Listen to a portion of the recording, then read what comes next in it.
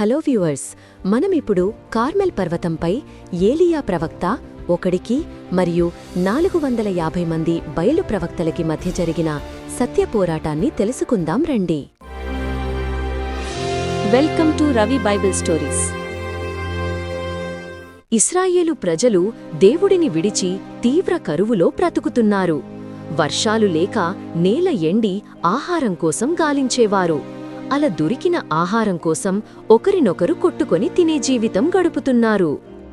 ఇది ఇలా ఉండగా రాజు ఆహాబు మరియు రాణి యెజెబెలు ప్రజల హృదయాలను నిజమైన దేవుని నుంచి దూరం చేసి శక్తిలేని తప్పుడు దేవుడైన బయలును ఆరాధించమని, అతనే మనకు ఆహారం, వర్షాలు ఇచ్చేది అని, ఈయన్నే పూజించమని ప్రోత్సహించారు. ప్రజలు కూడా వారి మాటలని విన్నారు. ఈ పాపం కారణంగా ప్రభువు ఆకాశాన్ని మూసివేశారు. వర్షం పూర్తిగా ఆగిపోయింది. భూమి ఎండిపోయి చిట్లిపోయింది. నదులు ఎండిపోయాయి. జంతువులు ఆహార కొరత వల్ల బలహీనంగా మారి చనిపోయాయి. వాటి కుళ్ళిన కళేబరాల మధ్య ప్రజలు కొంచెం నీటికోసం కూడా మైళ్ల దూరం నడవసాగారు. అలా దేవుడు తన ప్రవక్త ఎలియాను ఒక శక్తివంతమైన సందేశంతో పంపించాడు. ప్రజలకు యథార్థ దేవుడు ఎవరో స్పష్టంగా చెప్తూ ఉన్నా అతన్ని ఎవరూ పట్టించుకోకుండా వెళ్ళిపోయేవారు. ఒకరోజు ఎలియా రాజు ఆహాబుకు ఎదురుబడ్డాడు. ఆహాబు కోపంతో, ఇశ్రాయేలుకు కష్టాలు తెచ్చింది నువ్వే అన్నాడు. కాని ఎలియా ప్రశాంతంగా, సమస్యకు కారణం నేను కాదు, దేవునిని విడిచిపెట్టిన మీరు, మీ కుటుంబమే అన్నాడు. దీనిని పరిష్కరించడానికి ఎలియా కార్మెలు పర్వతంపైకి బయలు ప్రవక్తలైన 450 మందిని మరియు మొత్తం ప్రజలను కూడగట్టండి అన్నాడు. వేలాది మంది ఇశ్రాయేలీలు కార్మెలు పర్వతంకి చేరారు.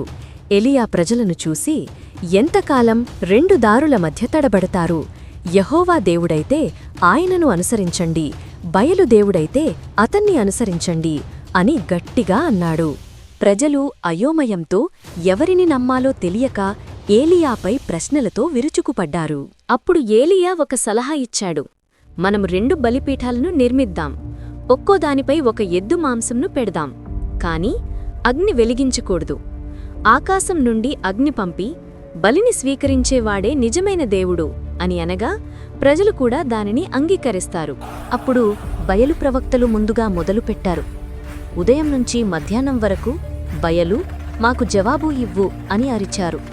వారు నాట్యం చేశారు, కేకలు వేశారు, మరింత గట్టిగా అరిచారు.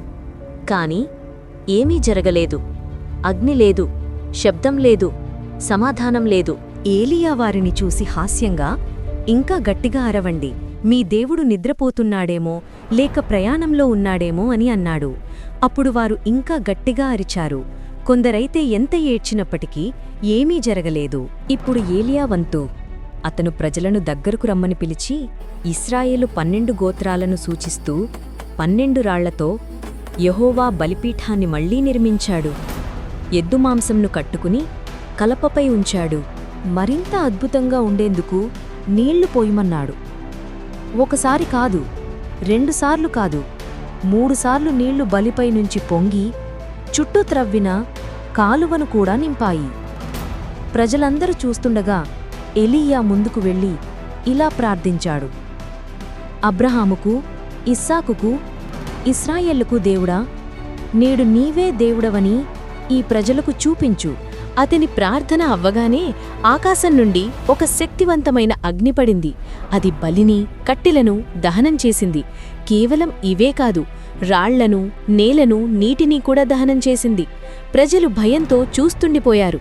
యెహోవానే దేవుడు, యెహోవానే నిజమైన దేవుడు అని అనసాగారు. ఆ క్షణంలో నిజం వారికి స్పష్టమైంది. బయలుకు శక్తి లేదు. కాని ఇశ్రాయేలు దేవుడు, ఏలియా దేవుడు శక్తితో ప్రత్యుత్తరమిచ్చాడు. ఆ అద్భుతం తర్వాత కొద్దిసేపటికే ఆకాశం నల్ల మేఘాలతో నిండిపోయింది. 3 సంవత్సరాల తర్వాత మొదటిసారి వర్షం కురిసింది. దేవుడు దేశాన్ని పునరుద్ధరించాడు. భూమికి మళ్లీ జీవం వచ్చింది.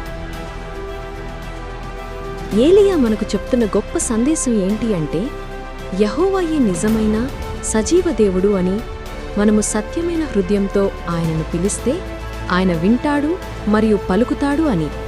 ఆయనే సమాధానమిస్తాడు. ఆయన మహిమశక్తిని మరెవ్వరు చూపలేరు అని.